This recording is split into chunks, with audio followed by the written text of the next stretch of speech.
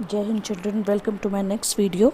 In this video we will talk about the oxo acids of phosphorus and we will learn a very interesting trick to learn the formulas of oxo acids and their structures as well. Okay, so oxo acids means certain acids of an element which essentially contain element with double bond oxygen and a OH bond. Like it is a oxoacid of phosphorus. तो यहाँ पे essentially हर ऑक्सोसिड में एक P double bond O और एक PH bond ज़रूर होगा. हर ऑक्सोसिड में एक P डबल बॉन्ड O और एक POH बॉन्ड ज़रूर होगा. फर्दर इसके अलावा यहाँ पे एक PH बॉन्ड या PP बॉन्ड हो सकता है, लेकिन दोनों एक साथ नहीं होंगे. ठीक है, या तो PH बॉन्ड होगा या फिर PP बॉन्ड होगा. इसके अलावा कुछ ऑक्सो एसिड्स में POP या ऑक्साइड OO परऑक्साइड लिंकेज वाले बॉन्ड्स प्रेजेंट होते हैं, जो कि हम अभी आगे देखेंगे. अगर लोअर ऑक्सीडेशन स्टेट्स वाले ऑक्सो एसिड्स हैं तो वहाँ पर हम सफिक्स अस लगाते हैं. लोअर ऑक्सीडेशन स्टेट्स वाले, जैसे कि फॉस्फोरस का हाईएस्ट ऑक्सीडेशन स्टेट +5 है, तो लोअर ऑक्सीडेशन स्टेट लाइक +1 +2 +3 इस तरह के जो ऑक्सीडेशन स्टेट्स हैं उसमें अस लगता है सफिक्स. और अगर ये हायर ऑक्सीडेशन स्टेट मतलब +4 और +5 ऑक्सीडेशन स्टेट्स वाले एसिड्स होंगे तो उन सब में सफिक्स हमारा एक लगेगा. ठीक है, तो ये बात हमें याद रखनी होगी. अब चूंकि फॉस्फोरस और फॉस्फोरिक ये दो तरह के एसिड्स हैं, इसके अलावा हम प्रेफिक्स लगाते हैं अलग अलग ऑक्सो एसिड्स के आगे. हाइपो, ऑर्थो और पायरो, ये 3 हमारे प्रेफिक्सेस लगते हैं ऑक्सो एसिड्स में.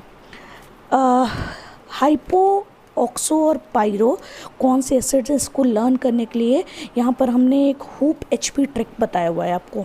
देखिए, बहुत इंटरेस्टिंग सा और बहुत इजी ट्रिक है. सबसे पहले आप यहाँ पे HOOP HP हूप HP लिख लेंगे. यहाँ पे फिर HPO लिख लेंगे.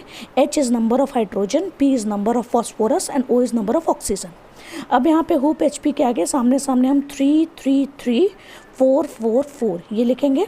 फॉस्फोरस के नीचे 1 1 1 2 2 2 लिखेंगे और ऑक्सीजन के नीचे 2 3 4 5 6 7 ये लिख लेंगे. यहाँ पे H हूप HP में H stands for hypo, P stands for pyro and O stands for ortho. अब अगर आपको फॉर्मूला जैसे हम कंपेयर करके यहाँ पे लिख रहे हैं, अगर हमें फार्मूला लिखना है हाइपोफॉस्फोरस एसिड तो ये हो जाएगा हाइपोफॉस्फोरस अस एसिड. हाइपोफॉस्फोरस एसिड का फॉर्मूला हो जाएगा H3P1O2 मतलब H3PO2. तो ये फॉर्मूला हाइपोफॉस्फोरस एसिड का हो गया H3PO2. अगर ऑर्थोफॉस्फोरस एसिड का फॉर्मूला है तो ये हो जाएगा H3PO3. H3P एक है और O3, तो ऑर्थोफॉस्फोरस एसिड का फॉर्मूला हो गया H3PO3. ऑर्थोफॉस्फोरिक एसिड का फॉर्मूला क्या हो जाएगा? ऑर्थोफॉस्फोरिक एसिड में H3PO4. ऑर्थोफॉस्फोरिक एसिड देखिए यहाँ नीचे लिखा है ऑर्थोफॉस्फोरिक एसिड H3PO4. ठीक है, इसी तरह पायरोफॉस्फोरस एसिड, यहाँ आगे अस है तो पायरोफॉस्फोरस में H4P2O5. पायरोफॉस्फोरस एसिड का formula H4P2O5.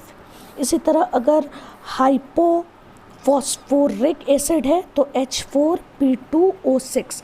Hypophosphoric acid H4P2O6 और पायरोफॉस्फोरिक एसिड H4P2O7.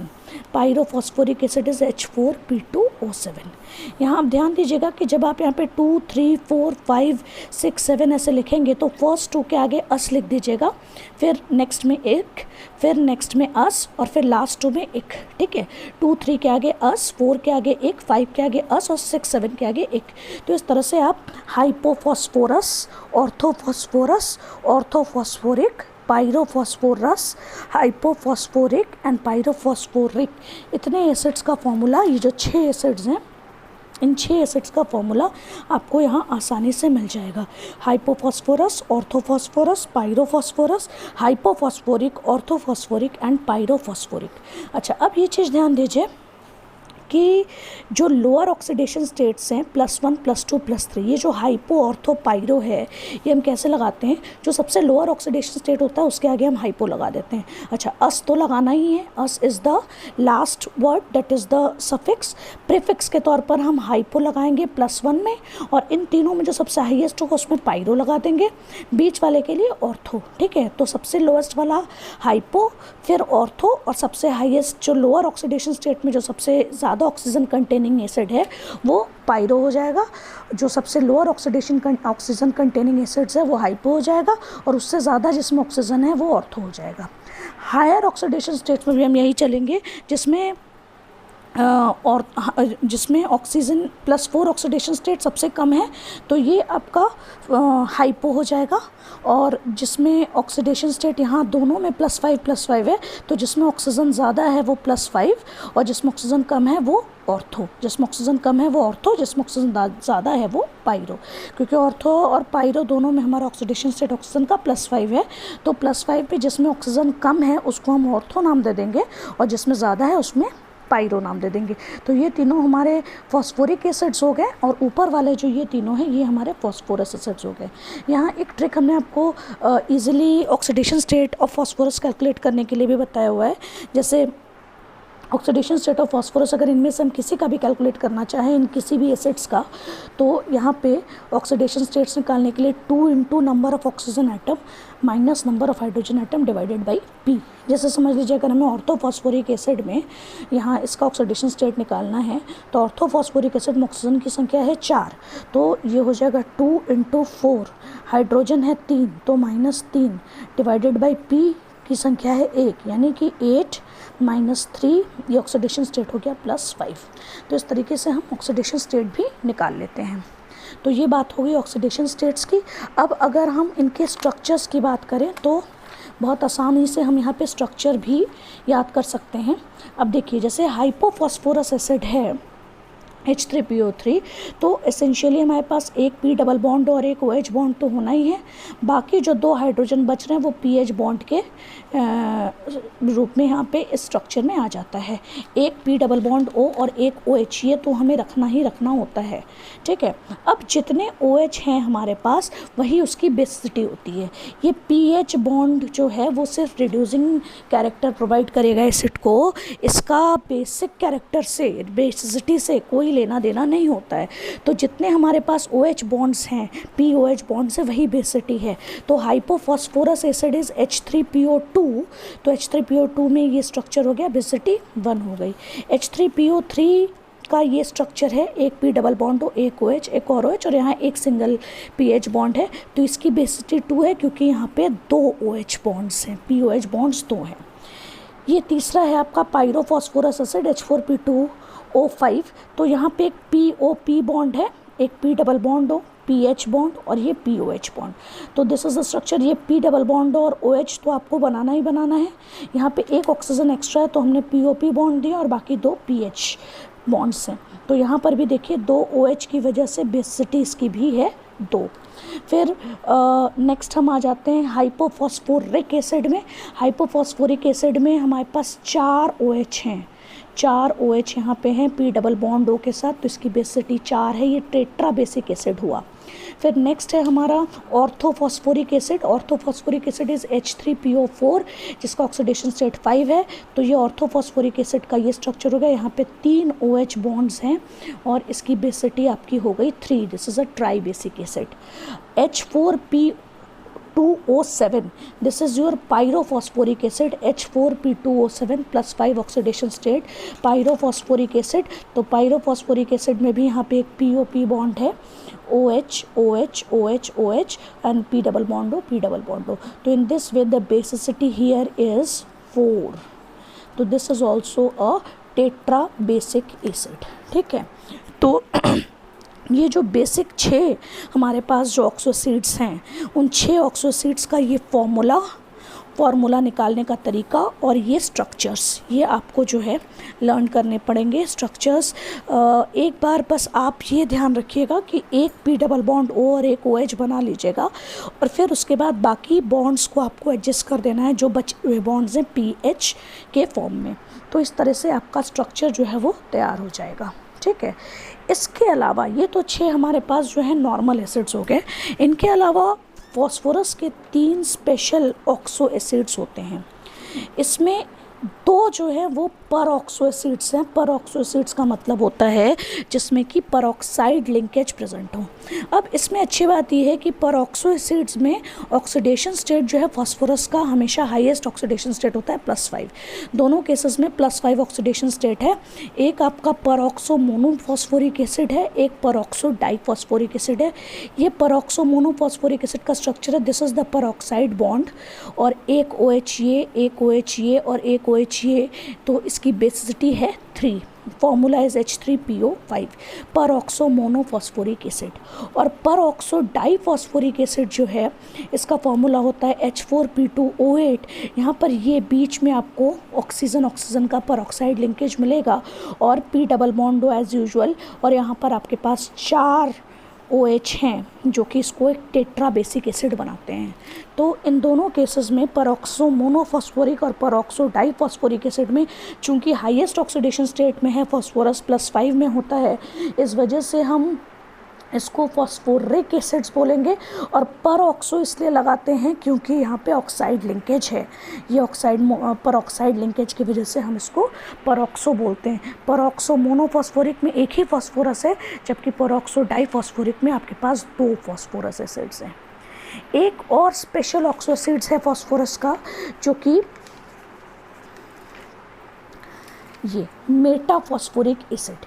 ये जो मेटाफॉस्फोरिक एसिड है, ये फॉस्फोरिक एसिड जो है वो थोड़ा सा स्पेशल है, क्योंकि ऐसे तो इसका फॉर्मूला HPO3 है, लेकिन ये कभी भी इस फॉर्म में नहीं मिलता, ये हमेशा पॉलीमेरिक फॉर्म में एग्जिस्ट करता है।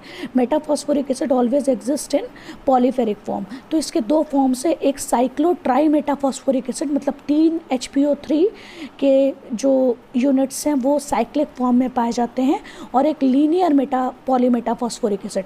तो साइक्लिक वाले के केस में ऑक्सीडेशन स्टेट फॉस्फोरस का +5 है, HPO3 होल थ्राइस फॉर्मूला।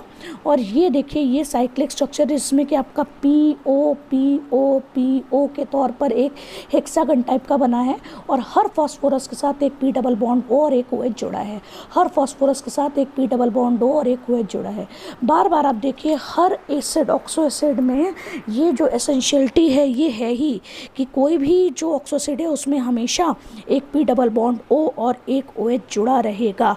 उसके बगैर कोई भी ऑक्सो एसिड फॉस्फोरस का रेडी नहीं होगा। बेसिसिटी इसकी चूंकि यहाँ एक OH है, यहाँ एक OH है और यहाँ एक और OH है, इन तीनों की वजह से इसकी बेसिसिटी 3 है, and it is a try basic acid.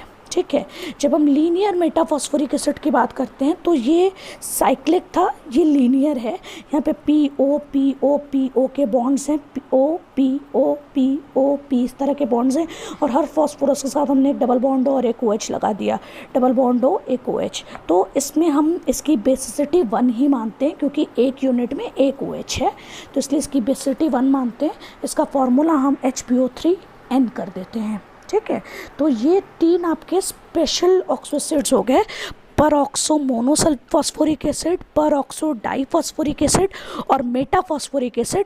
Metaphosphoric acid में साइक्लो ट्राई मेटाफॉस्फोरिक एसिड और लीनियर पॉलीमेटाफॉस्फोरिक एसिड। तो ये एक फॉस्फोरिक एसिड्स के स्ट्रक्चर्स हो गए। कुछ बहुत स्पेशल बातें मैं आपको फॉस्फोरिक एसिड्स के बारे में बता दूं।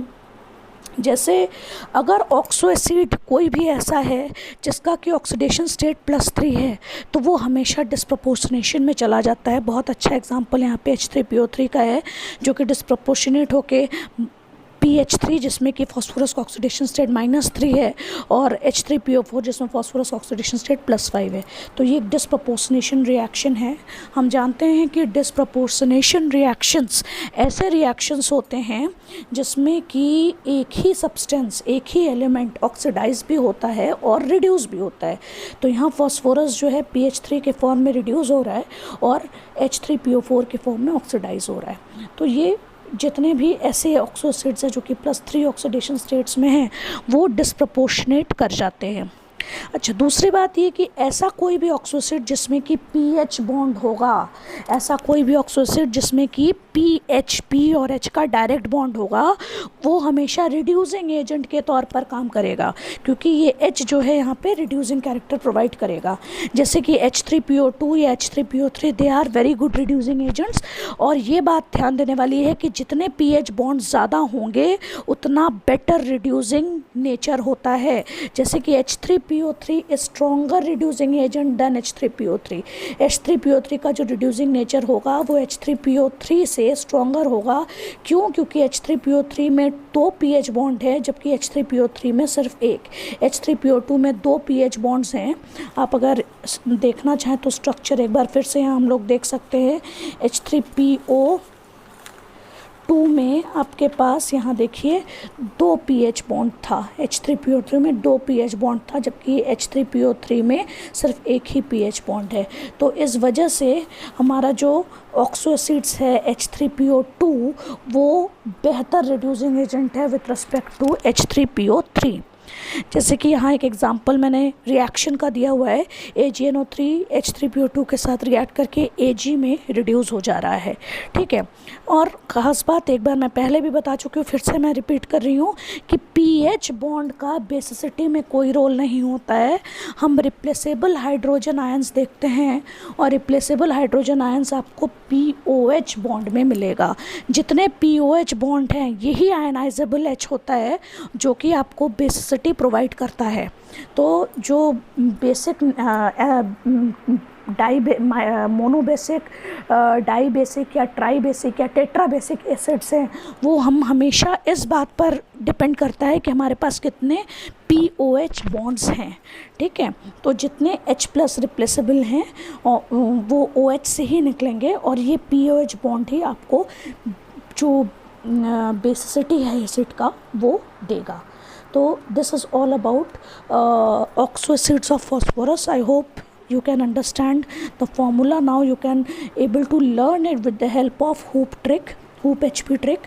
तो आप एक बार इस hoop HP trick को प्रैक्टिस करिएगा और उससे आप मेन जो 6 ऑक्सो एसिड्स हैं फॉस्फोरस के, आप उसको आराम से याद कर सकते हैं और उनके फॉर्मूलाज को आप लिख सकते हैं। Thank you children.